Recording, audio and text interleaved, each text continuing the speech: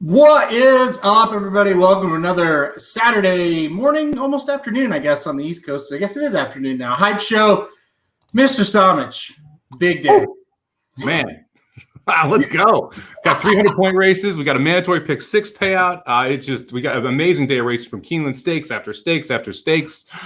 Let's get it, man. Big day. I hear you, man. Yeah, Keeneland, I don't know, you just kind of feel classy watching Keeneland. At least I do. I don't know. Even if you're losing, it feels classy losing the money at Keeneland. So we're not going to do that today, hopefully.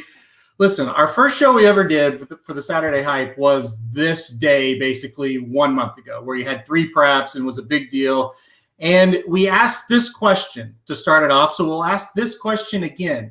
Is the Derby winner running today? A month ago, Mike, we both said yes. How about today? This is tough.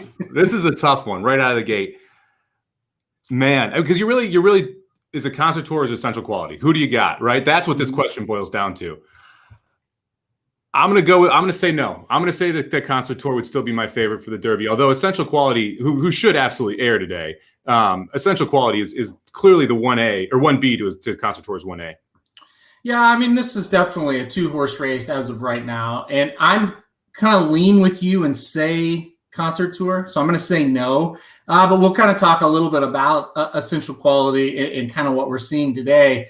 Boy, when you look at this race on paper, I mean, there's no speed in the race. It almost is a situation where the best horse on paper is going to get the best trip and maybe miles the best trip. I saw this and I thought, well, the only horse that could really jump up and run with essential quality early, who, by the way, is not a speed horse, is highly motivated. So, and those two seem like the best 2 in the race, and they might just trip out. When you saw the pace of the Bluegrass here, were you just absolutely shocked? Yeah, I mean, I'm not sure where it's going to come from. It's going to be interesting. I almost wish we had a different rider on Untreated. Rosario will not send that horse. I kind of wish like Saez or even put Paco on that puppy and see what happens, because that would inject a little bit more speed. And the horse has shown some pace going a mile, but I would assume, I mean, the thing is like you've got Castellano and highly motivated, another more patient rider, less aggressive rider. So that really boils down to who's on essential quality. Oh, it's Saez, who, oh, by the way, loves to send and has what looks to be a lone speed horse. It's a really tough spot. The way this horse loses is you miss the break completely, right? Which always a possibility, but you don't really want to put your money on a horse missing the break. No. Or 2 or 3 decide we're going to make this race living hell for essential quality, which is possible, but it's just when the best horse has the best trip on paper, it's awfully tough to get excited about one of the long shots around it. That's right. And I kind of talked a little bit privately with Jared yesterday, and I said, you know, it has a feel of, okay, because all these jockeys are seeing the same thing that we are, right? It has a feel of one of these other jockeys on a horse that is maybe a closer on paper to just send as hard as you can, you know, and try to get that lead. So we'll see how it plays out. I think that's going to be really fascinating, but you're right. I mean, it's hard to get excited about trying to play, you know, Keep Me in Mind or Hidden Stash or Rombauer when there's no pace in the race and they have no early speed. So it's going to be interesting. Let's kick it though, real quick. San Anita Derby talk. Let's get into that for a minute because, you know, San Felipe was the last time we were on and we both were like, yeah, life is good. And if it's not life is good, well, whoever beats that horse, that's your Derby winner. We kind of had some interest in Dream Shake. He's right back here again today against Medina Spirit.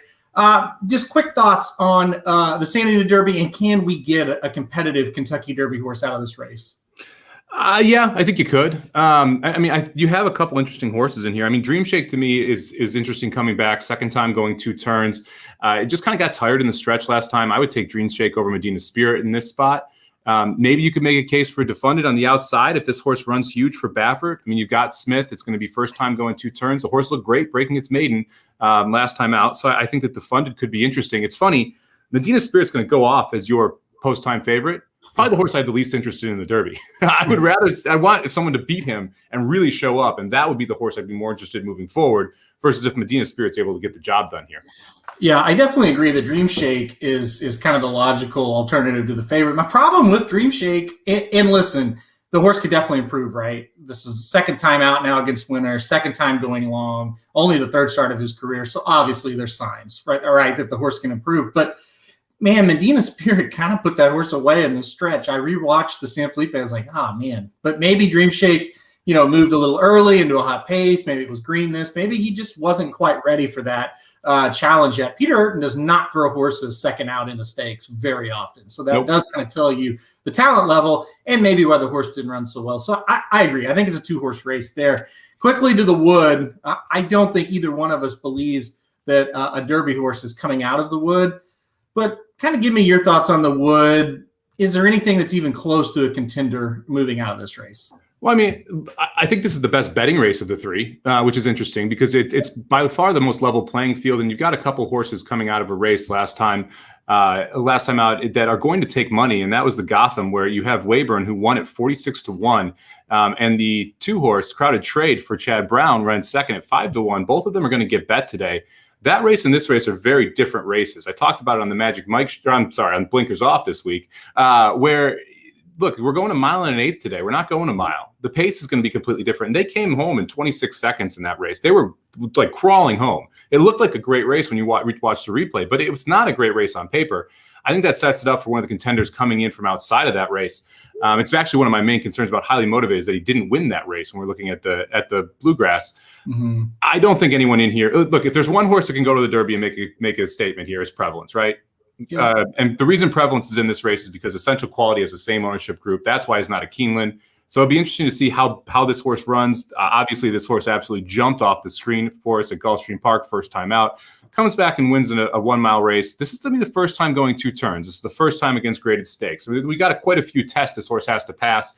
If any horse in this field makes noise in the Derby, it's Prevalence. But I think this is a great betting race. I think there's a lot of different angles or ways that you can go in this one. Yep, I totally agree. I do think it's a great betting race. I would not be surprised if we see another bomb, because the thing about this race is all the kind of the shorter prices, they just have so many question marks, and kind of like the Gotham. So yeah, we'll see what happens. That New York circuit can always get a little funky. All right, let's move to the Phillies real quick though. Is the Oaks winner running today, Mike? No. Travel Column's winning the Oaks. I'm standing by that. I've said it for a while, and Travel Column will not be out there today. We got some good ones, though, but I think Travel Column is the winner.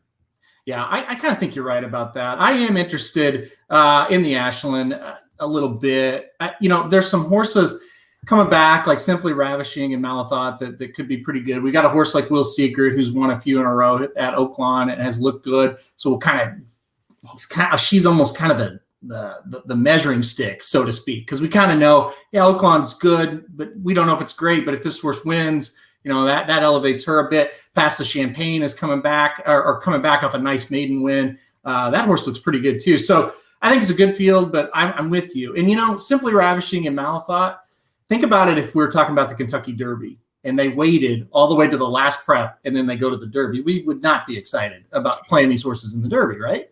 No, we wouldn't. And if you look at those 2 horses and you think about kind of what came out of the race, the Breeders' Cup Juvenile Filly there, we saw some horses struggle at Gulfstream Park coming out the first time and then run huge the second time out, right? And so the first race back is often a test. It's why I kind of, I like the recency of the 2 Past the Champagne there. I think that horse has a good shot at winning coming out of a couple strong races from Gulfstream Park versus some of these horses that are off longer layoffs.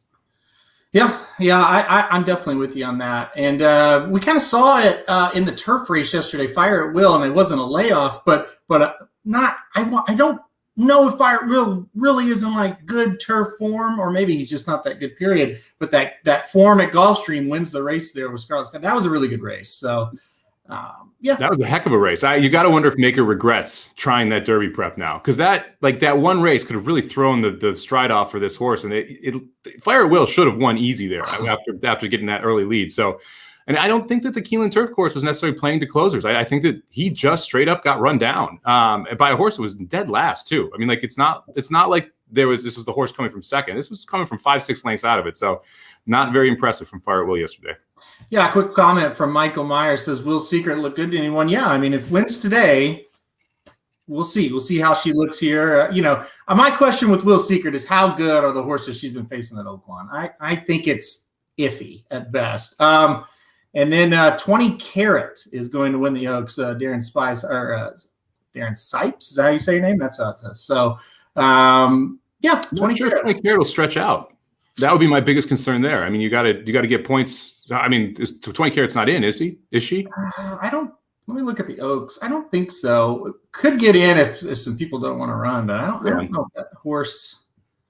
Man, it's a mess. I mean, you have Millie Philly sitting at 8, so that race is kind of a mess once you get below the top competitors. Yeah, 20 Carat is not in as of now, but that could change. Got 10 points yesterday. That would put her, there she is, she's about 19th, 20th. So I don't know. We'll see. I'm with you. I don't know if she'll stretch out either. That'll just be kind of interesting. The other 3 Oaks preps today, I don't think so, right? Like they don't look great. No, I think you'll see horses obviously go on to the Oaks from them, but there's not anything I really want out of them. The Santa Anita race is probably the most competitive, but it's really just the top 2 that you're looking at there. But I don't think either are to the level of what we're going to see at Keeneland today, or Travel Column, or Clairiere, or Crazy Beautiful, who all ran very well last weekend or 2 weekends ago. Yep, I totally agree with that. All right, let's move on. What's the best sequence today, man? This is what people want to know, because where can we maximize our profits? We have a lot of options, Somich. What are you liking best today? I mean, we got 2 crazy options. I mean, I think this comes down to how big your opinions are before Essential Quality, right? Because someone asked, can you make money on Essential Quality? That was in the chat a little bit earlier. My answer is yes, because I have singles in the 2 races before it. That is not the single that you're thinking. So that right there means there's some value. The Keeneland pick 6, I think, is very playable. So there's obviously some value, but I kind of have to say the Santa Anita pick 6, right? I mean, we're going to have a $5 million pool and a mandatory carryover. A mandatory payout on that carryover pool. We talked about this last weekend, where you don't have to go crazy in these, and you can hit shorter priced horses and be able to get big time winners. Mm-hmm. But that specific pool, I think you have a single at the end who is probably going to go off as a pretty short price favorite. There's 2 horses in that race who I think are usable. Everyone else you can chuck. So you can go pretty short in there. You've got a turf race where you've got Charmaine's Mia, who looks like a pretty solid favorite. You probably don't need to go more than 2 or 3 deep in that race. The other 4 races are nuts. You could go, I mean, if certain horses lose, it could be any other horse. You could hit the all button in 3 of the other 4 races. So I think there's a lot of value if you just want to even single those 2 horses in the 3rd leg and the last leg, and then try and build the ticket around there. You could play it relatively cheap at a 20-cent base and be able to get quite a bit of coverage and still get that $3,000-$4,000 score. Yep, I'm kind of with you there. I think that is going to be really something. You're right. The biggest thing is, and this is the biggest thing for me when I'm looking at these sequences, when you get those races where it's this horse or it's anyone, that's where you can, because a lot of people will go, well, I'll just single in on that horse and hope to move on. And when you spread in that leg and you beat that horse, all of a sudden you've knocked out a lot of tickets. So, and yeah, I totally 100% agree with this. Cowbirds are crazy. Like, Mike, we both like the 3 in the last race, the Chosen Vron in the last race at Santa Anita. Calbred, man, that's the only I'm worried to death. Yeah, that race I'm not as scared about as the 10th, though. The 10th is 150K Calbred race. The one thing about the Chosen Vron is that horse is coming out of open company and going back into state bred company. I think the Chosen Vron's it was my lock that shit up of the week horse, right? So I'm pretty excited about that horse to last. But man, that 10th race, if the 5 doesn't win, get your dartboard out and just start throwing them, because you could hit the all button in that race. And the 5 horse is going to be, I think, morning line 5-2. It's not like this is even a 6-5 slam dunk. This is a horse that probably wins 20% of the time. And if it doesn't win, it's anybody. And that can be a real tough race in these pick six sequences. Yep, I know, and that's the key to it all. Listen, we will be covering a lot of this on the live stream as well from 4:30 to 6:30 Central Time. So make sure to tune into that. Listen, I'm not letting you go though with another edition of Did You Know? Let's go. Our first hype show. A horse by the name of Silvermaker was running at Fawner Park. Silvermaker, the Hip 406, the unnamed infamous Hip 406. Yes, Hip 406, the unnamed horse that Real Dynasty claimed in the fantasy league, who went on to do nothing. I think was running for like 5K even that year, and was a $750,000 purchase. Nothing. This horse won at Fawner Park. What more do you want? So last time we did the show, the horse won at Fawner Park. He's back today, folks. He's 4-1. Jake Elysiak is on the horse again, Somich. Walker. 7th race, Fawner Park. He closed like a tremendous, let's say, plow last time out to win by a nose. He's back at a similar level. So race 7, Fawner Park. Check out number 8, Silvermaker. That's always fun to watch him run. So did he get claimed? No, he did not. Still in for 5K. Still available, Vinny, if you want to get in on that. Yes. So Vinny, check out Silvermaker. Anderson still got this horse. Oh, it's 850,000, I believe. You're right, Vinny. I'm so sorry about that. So he's pumped and ready. It's so funny that horse is running again as we have another show. So I thought that was hilarious. 4-1's not that price. 4-1. I don't know if you watch that last race. Yes, they're going to have to come back to him awful hard, but which is that's brutal. That's a tough take. But what can you do? Yeah, but they might. It's Fawner. So someone also mentioned this. I want to make sure. It's Michael Myers mentioned the turf sprint and the late pick 5 at Keeneland to produce a price. I think if you really if you want to try and beat some of the favorites later, I think just going 2 or 3 deep in that leg may be the best way to do it. You have 2 of the best turf sprinters in the world, an Imprimis and who's on the outside for Wesley Ward. Oh, bound for nowhere. Mm-hmm. 2 of the best sprinters in the world, and one of them is on the lead. The other one's going to come from just off it. Yeah. If you can get through that race with just 2, or if you want to play a $5 ticket starting out with just those 2, I think that's a way to separate yourself. I think people are going to naturally spread in that race because they're going to be singling essential quality late. And so if you want to spread later in the sequence and try and differentiate yourself, I think that first race is one of those that you can do that by going short. I think you're really high. You said you're high on Imprimis, right? Oh, I love that horse. I'm like shamelessly in love with that horse. And I can make excuses for the last couple, which is why I still like him. Dude.